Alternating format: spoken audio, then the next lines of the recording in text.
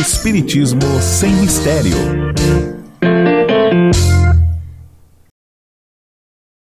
Olá pessoal, estamos iniciando o programa Espiritismo Sem Mistério, estudando o livro dos Espíritos. E você que nos acompanha sabe que estamos falando acerca das leis morais e estamos falando sobre o bem e o mal. Hoje teremos um capítulo, várias perguntas que são muito interessantes, eu tenho certeza que você vai gostar. Pegue o seu livro, o seu caderno, faça as suas anotações, porque o Livro dos Espíritos é essa obra que é tão especial, que traz tanto conhecimento a respeito da espiritualidade, especialmente agora que estamos falando sobre as leis morais. Então vamos em frente, eu sou Solange Sauan Godoy, junto com o nosso querido André Luiz Ruiz. Como vai, André? Olá, Solange. Olá, queridas irmãs, queridos amigos. Nossa saudação a você que nos assiste, que acompanha nosso programa já desde o começo. Estamos mais da metade do Livro dos Espíritos já no nosso programa e esperamos que esse Espiritismo Sem Mistério também seja o seu Espiritismo Sem Mistério, já que a doutrina espírita é tão rica que nos permite encarar os problemas de cada vida, de cada situação, de cada disputa, sem pavor, sem medo, sem aquela aflição de parecer angustiante e não ter saída. Quando você conhece o funcionamento das leis do universo, tudo fica mais fácil.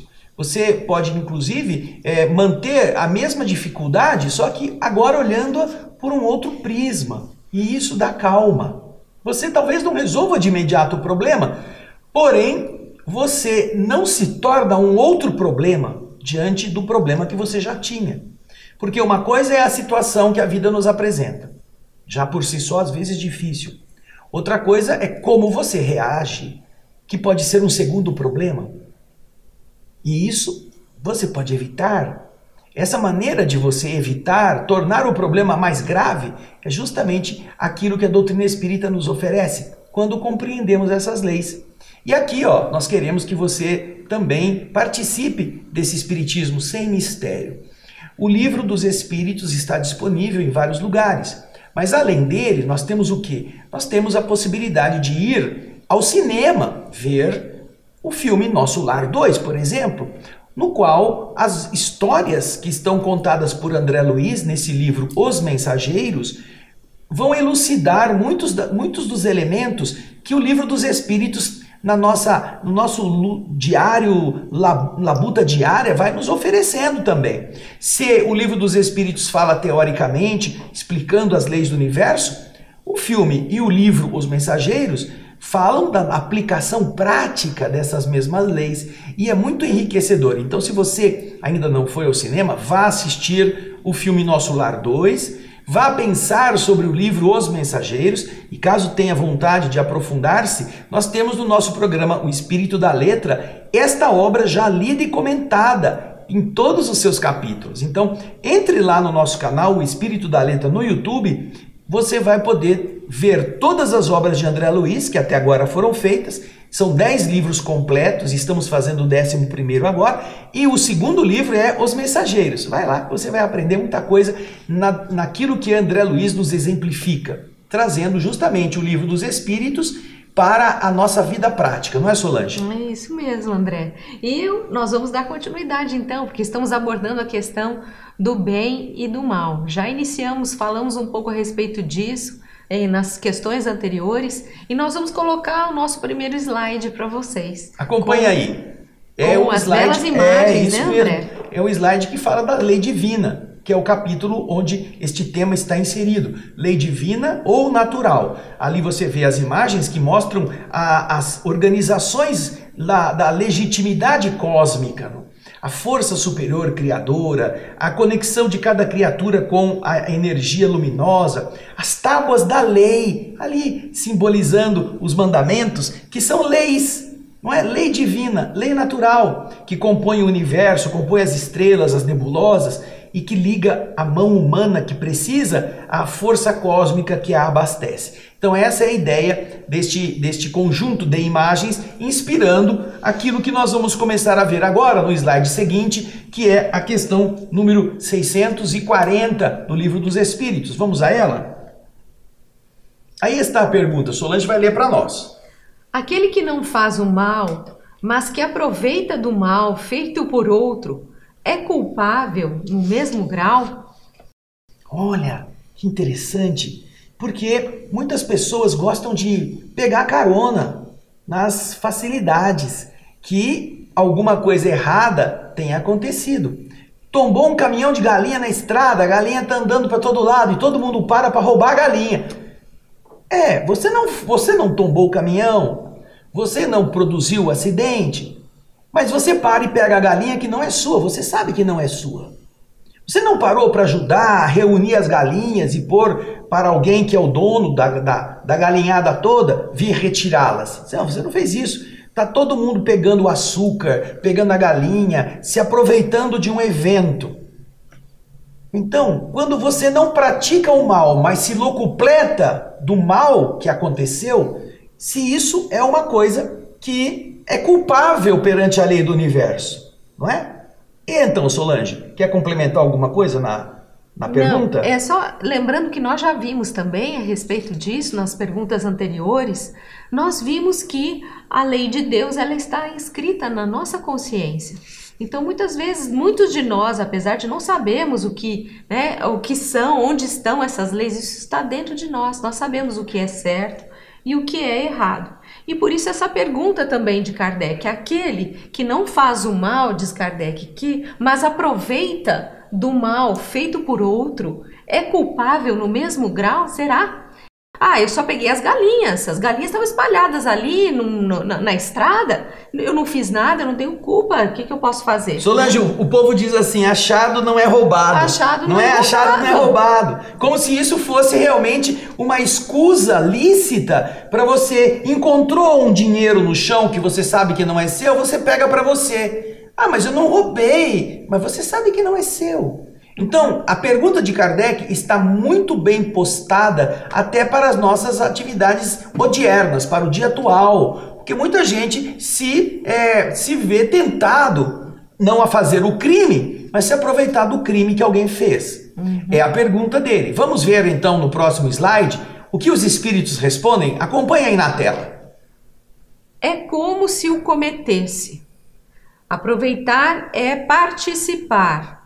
Talvez tenha recuado diante da ação, mas se encontrando-a pronta, ele a usa, é que a prova e que o faria se ele mesmo pudesse, se pudesse ou se ousasse. Ou seja, ele é tão culpável como se ele tivesse cometido a ação. Apesar dele não ter feito o furto, não ter roubado nada, mas se ele se aproveita dessa situação, é como se ele tivesse cometido a ação. Ele estava aqui na resposta, você vai ver que os espíritos dizem assim, talvez ele não tivesse a coragem de praticar o ato. Talvez ele tenha recuado diante da atitude.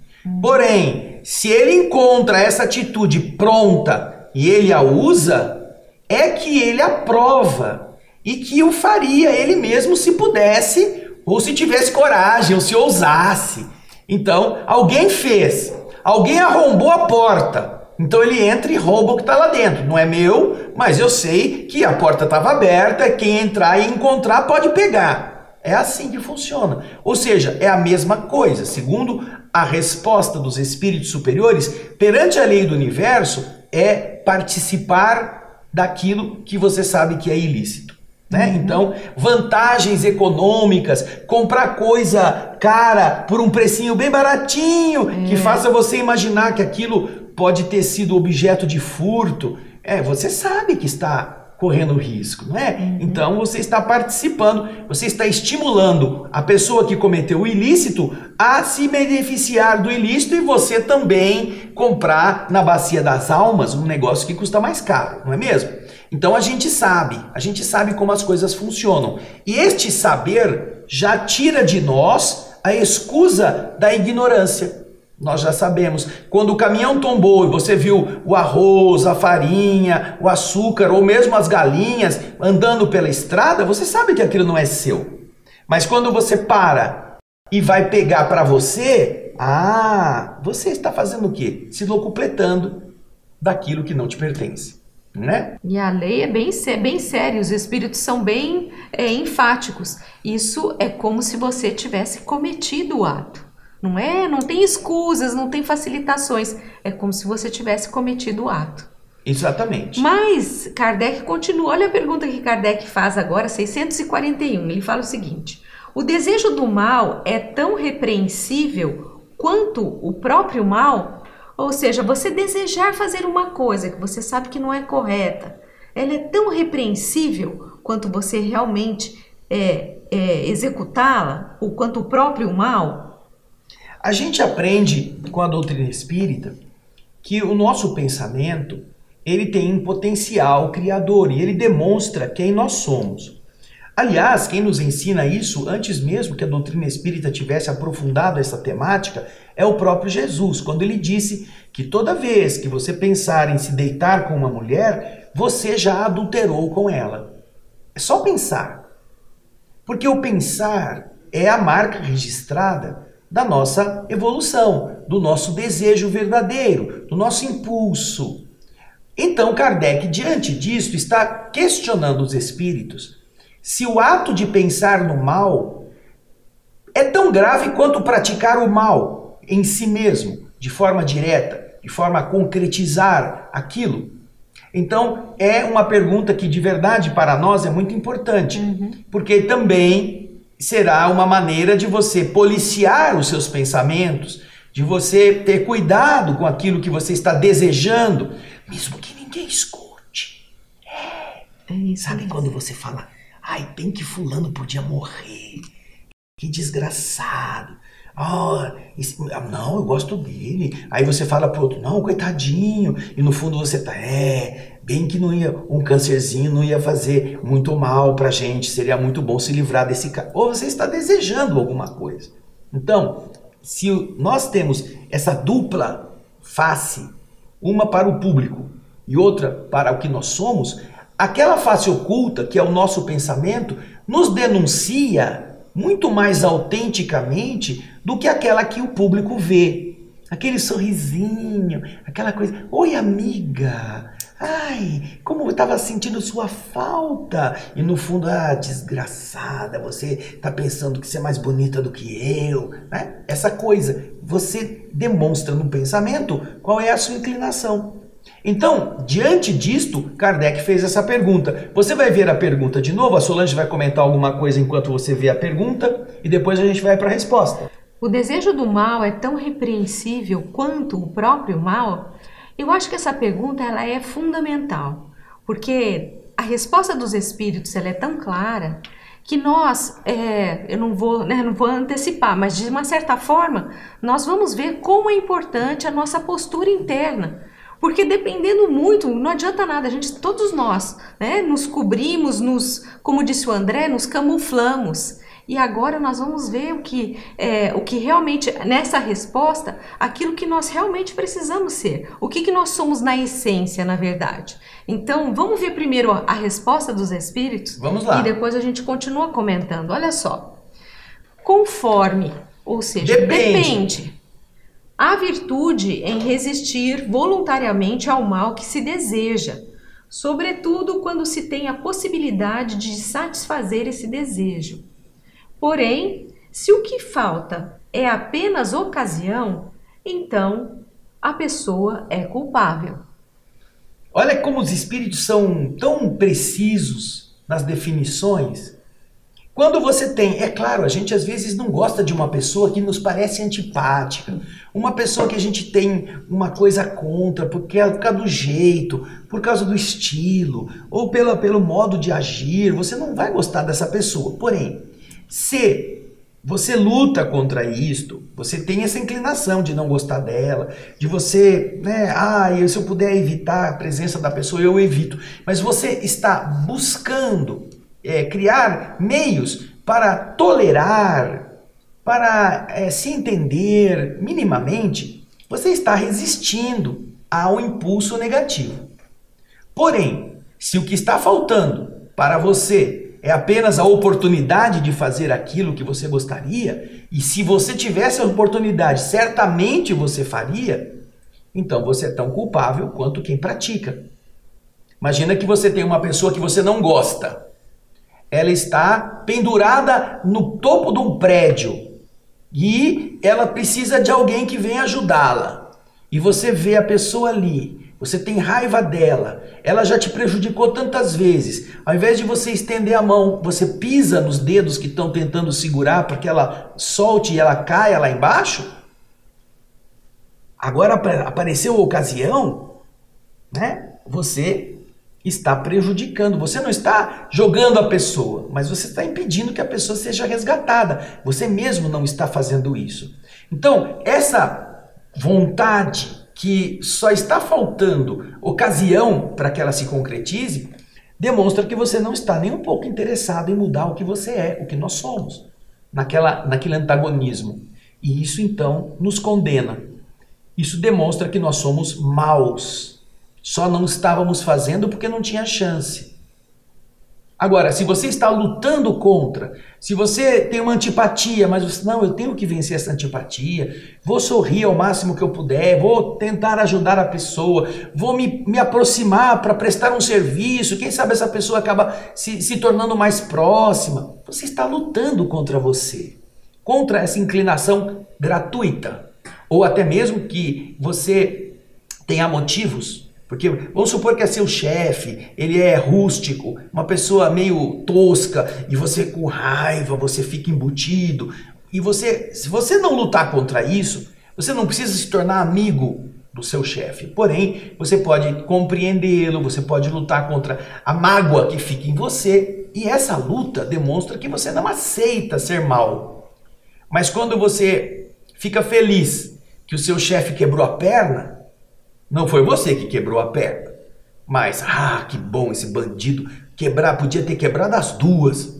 Quer dizer, você demonstra que a coisa está preta pro seu lado, não é mesmo? O que a gente vê é que os espíritos nos dizem que nós somos analisados a fundo. Não é só por aquilo que nós estamos falando ou fazendo na frente de todo mundo. Ao contrário, nós somos analisados pelos nossos pensamentos, nossos sentimentos. E como bem colocou o André, se você tem uma situação em que você pode cometer um determinado ato, e se você comete esse ato, se você comete esse ato diante dessa situação, é lógico, você tem uma atitude que será repreensível. Mas se você, tendo a possibilidade de cometer esse ato, você segura, você fala, não vou fazer isso não é correto. Você se segura mesmo, você evita, se refreia, evita de cometer isso. Então você está demonstrando que você é uma pessoa virtuosa. Porque o virtuoso não é aquele que é puro, que não sofre tentações, ou que não. O virtuoso é aquele que faz esforços para que os seus sentimentos negativos ou pensamentos, ele faz esforços, ele luta contra isso. Então, se você tem a oportunidade, você evita, você está demonstrando que você é um ser virtuoso. Solange, dentro disso que você está falando, e eu quero vir nessa câmera aqui, existe muita coisa que a língua é responsável por espalhar falsas informações ou informações que você não tem como provar só para que o veneno corra solto. Então, não é só matar a alma, o corpo físico de alguém, é acabar com a sua reputação, é fazê-lo ter vergonha diante dos outros. Então, a fofoca é um instrumento da maldade para destruir outras pessoas sem que você precise dar um tiro nelas. Então, se você ficar sabendo que alguém cometeu algum deslize, você não sabe se é verdade, alguém te contou, mas você não viu.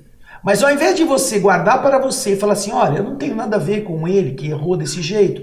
Mas olha, essa pessoa é banca virtuosa e olha o que ela foi flagrada. E você passa isso para frente, você não teve prova. E mesmo que tivesse visto, qual é a vantagem de você fazer a pessoa ser denegrida?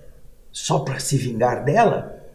Então, geralmente os fofoqueiros falam assim, olha, eu vou te contar uma coisa, mas você não conta pra ninguém que eu te falei. Quer dizer, ele vai contar uma mentira, uma coisa que ele não tem certeza, para você ficar inoculado, para você ficar contaminado, só que você não pode se passar pra frente e dizer quem foi que te contou. E com isso, o que acontece? Se você ficar fica babando para pôr para frente a notícia, porque agora você quer ser o arauto da fofoca que parece verdadeira. O que acontece é que você acaba fazendo o mal ao invés de refrear. Então você não é diferente do fofoqueiro que te contou.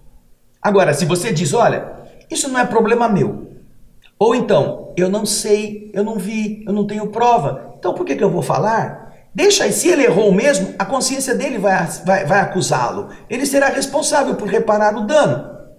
Ótimo, você vai...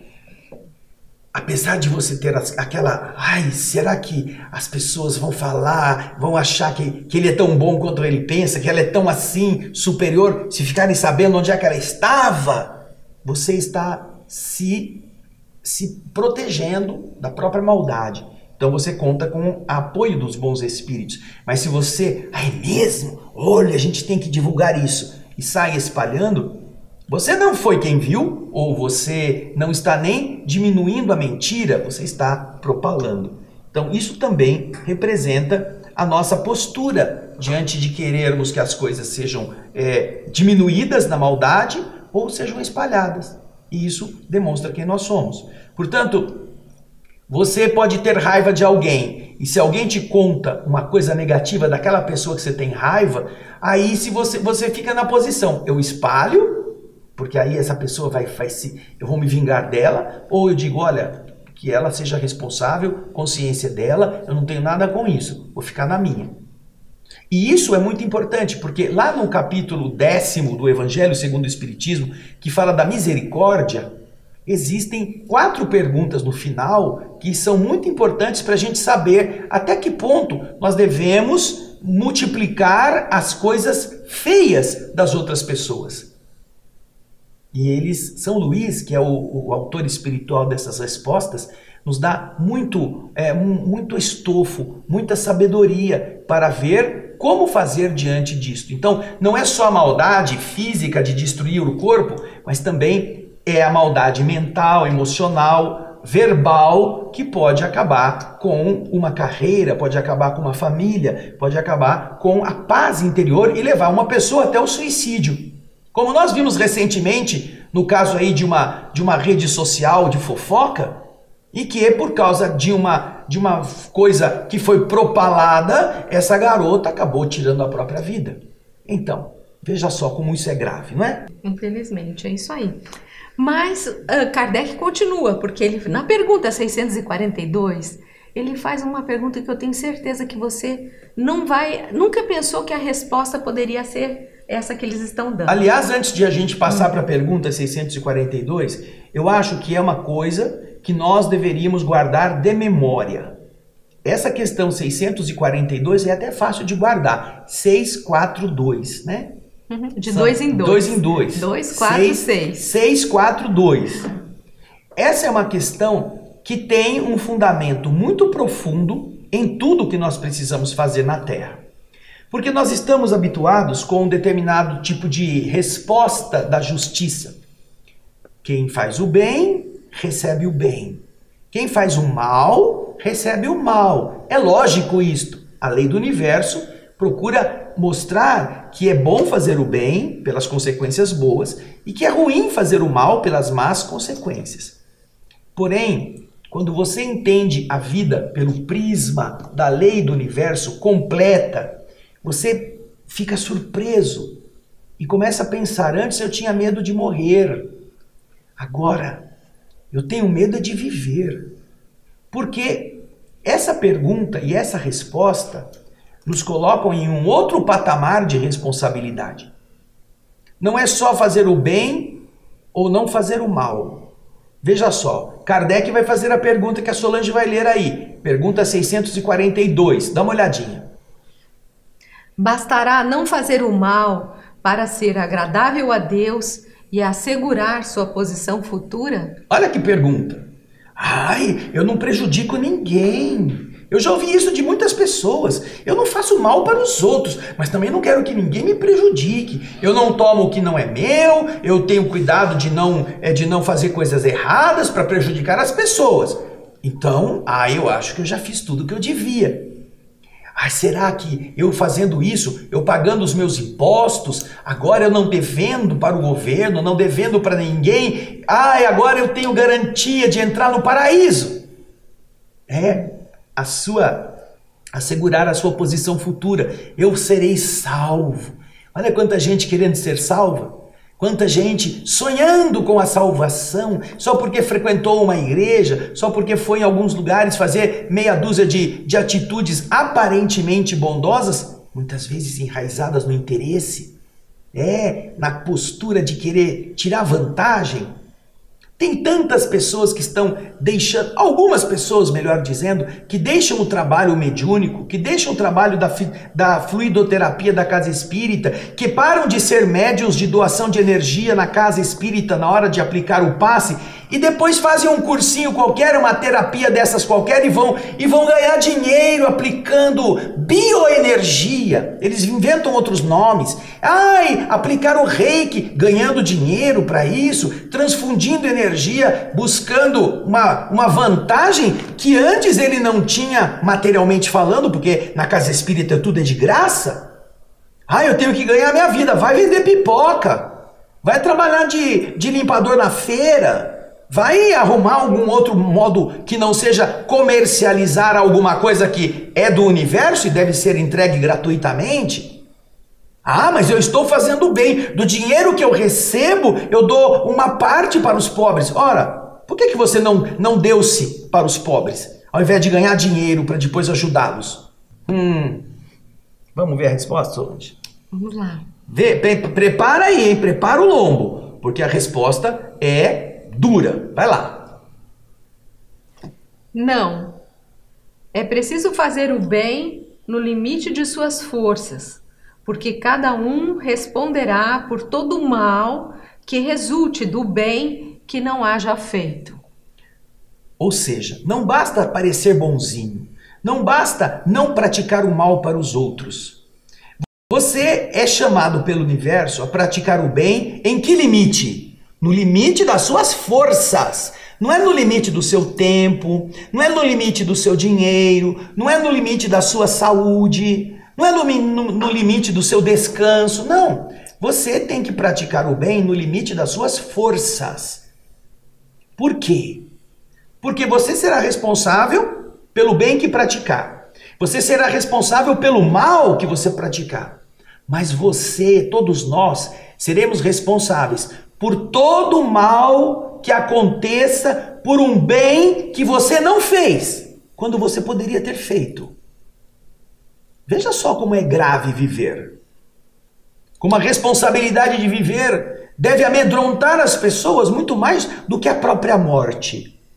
Porque de verdade, alguém procura você num estado de desespero, querendo falar com você, querendo desabafar, e você, hoje é sábado, eu trabalhei a semana inteira, essa pessoa está sempre com um problema, eu vou falar que eu não posso, eu não vou ouvir não, que eu estou ocupado, porque eu quero sossego.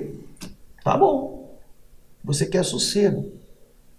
Aí no dia seguinte você fica sabendo que essa pessoa se matou.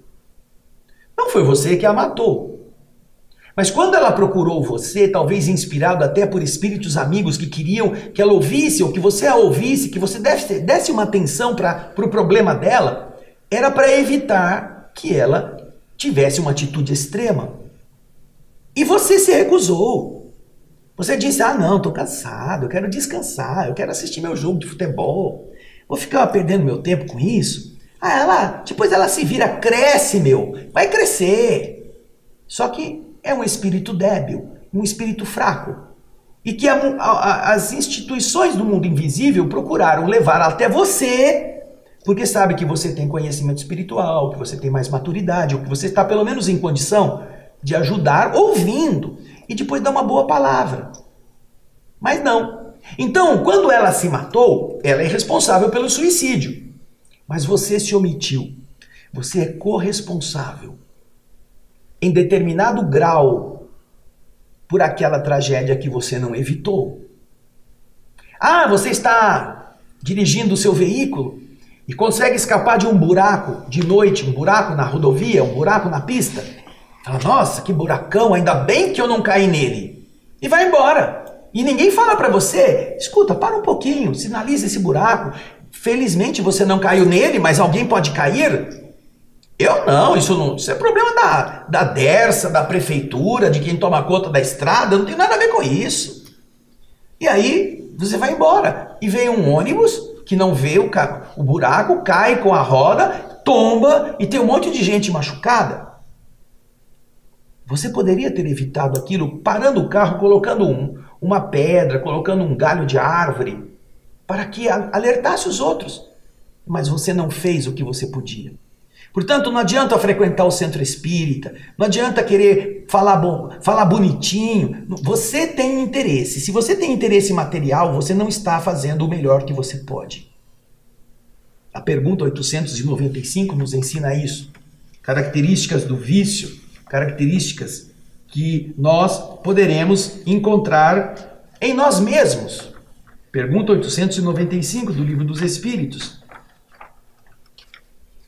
Falando da perfeição moral, Solange? Qual é o maior entrave? Isso. Além dos nossa evolução. Além dos efeitos, além dos defeitos e dos vícios, sobre os quais ninguém se enganaria, qual é o sinal mais característico da imperfeição de alguém? Ele pode estar bem vestido, ele pode falar gostoso, ele pode ter cultura. Qual é o sinal, porém, mais característico da imperfeição? E os espíritos respondem: o interesse pessoal. Você tem interesse pessoal? Você quer ganhar alguma coisa? Você quer ter vantagem? Quer ficar famoso às custas dos outros? Esse é um defeito que é às vezes mais grave do que o olhar embaçado do bêbado, o odor do cigarro no fumante, a loucura mental do drogado. Porque a gente disfarça o interesse pessoal usando terapias, usando desculpinhas, para parecer que todo mundo faz e que é lícito, quando não é. Perante o universo, você está malversando as forças de Deus. Aquelas que você poderia estar usando com a ajuda dos bons espíritos para diminuir o sofrimento das pessoas. Nós conhecemos um caso, um amigo nosso foi participar de uma desses seminários de autoajuda, falando da prosperidade. E a pessoa que estava dando o seminário, contando porque ela se deu bem, ela progrediu, ela tem um patrimônio agora muito grande. Ela tinha uma empresa de contabilidade. Ela trabalhava numa empresa grande, mas daí ela ficou pensando, ela teve uma iluminação de como ela poderia ganhar mais dinheiro ajudando as pessoas. Foi se meter nesse negócio de coach, de autoajuda. E aí começou a fazer esses cursos, que na verdade a ajuda é para ela. E ela conta que uma certa noite, ela tinha um cliente no consultório dela, no escritório de contabilidade, que estava devendo 2 meses. 2 meses que ele não pagava o escritório de contabilidade. Esse empresário não estava bem, estava apertado, estava passando por dificuldade. Então ela ligou para o cara, e ela diz isso publicamente. Ligou para o cara e falou: escuta aí, você está me devendo 2 meses, não vai me pagar não? Assim, muito caridosamente. Essa mulher está dando curso de autoajuda. E ela disse que no dia seguinte ela ficou sabendo que o cliente dela se matou. No dia seguinte. E essa pessoa está aí propondo que os outros sejam bons. É claro que recebendo para isso. E aí estão inúmeras outras dessas terapêuticas fajutas, que dão nomes diferentes, nomes específicos, nomes nobres para fazer a mesma coisa. Ludibriar o necessitado, falando de espiritualidade, quando de verdade a pessoa tem conhecimento de espiritismo, era praticante dessa doutrina e acabou deixando tudo isso para ir ganhar dinheiro, com a desculpa de que está ajudando os outros. Pergunta 642. Você precisa fazer o bem no limite das suas forças. Não é do seu interesse, não. Não é do quanto você vai receber, do quanto você vai ganhar. Quanto você tem condições de ajudar as pessoas. Porque está aqui. Nós seremos responsáveis pelo bem que a gente fizer, pelo mal que a gente fez e por todo o mal que decorra de um bem que nós não fizemos, quando a gente podia ter feito. É difícil, né? Isso daqui tira o sono. Né, Solange? Isso agora eles ampliaram o leque de uma forma que é muita responsabilidade. É bom a gente estar bem atento àquilo que nós estamos fazendo. Na verdade, Solange, não é agora que eles ampliaram o leque. Sim. Jesus vem dizer para nós que nós devemos amar o próximo como a nós mesmos. Então, Jesus botou o leque já aberto. Isso é até mais profundo do que a gente imagina, né? Porque exatamente. Nós escutamos, amar o próximo como a nós mesmos, mas a gente não... uma coisa é a gente escutar, outra coisa é realmente interiorizar isso e colocar em prática, o que é muito mais complexo. Por isso que eu digo a vocês que anotem na mente, anotem no papel, coloquem no espelho do banheiro a pergunta 642. E não se permitam agir como um mero transeunte do mundo para tomar vantagem, um roedor das estruturas da terra, aproveitando-se da miséria dos outros, da dificuldade alheia, para tirar vantagem. Não, você será responsável por isso. Mesmo quando você cumpre seus deveres na sua repartição, no seu estabelecimento ou na sua tarefa, ainda o universo vai cobrar da gente se você cumpriu o dever com amor àquele que você estava servindo. Ou você fez de má vontade. Por quê? Porque às vezes só cumprir o dever é apenas manter-se numa rotina mecânica de trabalho. Mas fazê-lo com amor é olhar a necessidade do outro. É claro, o homem estava devendo, mas custava você telefonar para ele e falar assim, escuta, eu sei que o senhor está devendo 2 meses, eu não estou preocupada com isso, mas eu queria saber, está tudo bem com o senhor? O que está acontecendo? Conta para mim. Eu sou sua contadora, eu sou seu contador. O que aconteceu? Nossa, que abertura, não?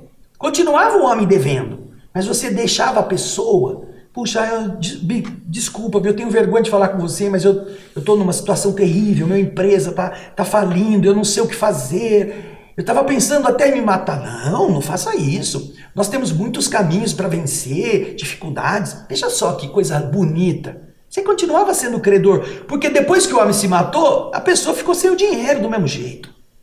Né? Não pagou antes de se matar. Então, né? Essa pergunta nós não devemos nunca mais nos esquecer dela. Porém, nós vamos para frente um pouquinho. Né? Vamos ver o que vem depois? Vamos lá. Pergunta 643. Haverá pessoas que, pela sua posição, não tenham possibilidade de fazer o bem? É alguém que está muito doente, ou que está muito pobre, ou que não tem cultura. Será que existem pessoas que, pela posição em questão, não possam nunca fazer o bem? Vamos ver o que os espíritos respondem. Não há ninguém que não possa fazer o bem. Só o egoísta não encontra jamais oportunidade. Bastará estar em relação com outros homens para encontrar ocasião de fazer o bem. E cada dia da vida dá oportunidade a qualquer que não esteja cego pelo egoísmo, porque fazer o bem não é só ser caridoso, mas ser útil na medida de seu poder, todas as vezes que o seu concurso pode ser necessário. O pobre pode ser útil, o doente pode ser útil, o enfermo no hospital pode ajudar o enfermeiro, pode ajudar a faxineira com uma boa palavra. Ninguém está impedido de fazer o bem, ninguém está impedido de ser útil. Coisa linda isso, não é mesmo? E agora, na última pergunta deste programa, nós vamos ver na tela o que Kardec indaga. O meio no qual certos homens se encontram colocados não é para eles a fonte primeira de muitos vícios e crimes? A pessoa está num lugar criminoso, ela está num lugar de miséria, num lugar difícil de tentações. Será que não é a fonte primeira, então? Eu não sou mal porque eu sou mal porque o meio me fez mal. Será que é assim? Vamos ver o que respondem os espíritos. Sim, mas isso ainda é uma prova escolhida pelo espírito em estado de liberdade. Ele quis se expor à tentação para ter o mérito da resistência. Então, ele pediu isso. Né? Ele não pode usar isso como desculpa para fazer maldades. Quando ele mesmo, sabendo das suas tendências, preferiu passar por esta tentação para dizer, opa, não vou fazer. Pediu para reencarnar lá naquela condição difícil, para passar por determinadas provas, para ser tentado. E assim, através disso, ele pedindo essa prova, ele tentaria resistir, né, a essa tendência ou a essa provocação, situação, né? A provocação do exatamente. mal. Viu quanta coisa interessante nesse trecho? Mas ainda não acabou não. No próximo programa vamos ter mais perguntas sobre o bem e o mal. É isso mesmo, fique conosco, não deixe de assistir lá o Espírito da Letra, como disse o André no início do programa. Lembre, os mensageiros, no Espírito da Letra você vai compreender essa bela obra. E se você quiser inclusive assistir, antes de assistir o belo filme que também está aí, O Nosso Lar, e é uma boa pedida para você compreender todo esse contexto que o Espírito André Luiz trouxe para a gente através do nosso querido Chico Xavier. É isso aí. Então, É Solange, isso, um grande abraço. Grande abraço para todos vocês. Até o nosso próximo Espiritismo sem mistério. Tchau, gente. Beijão.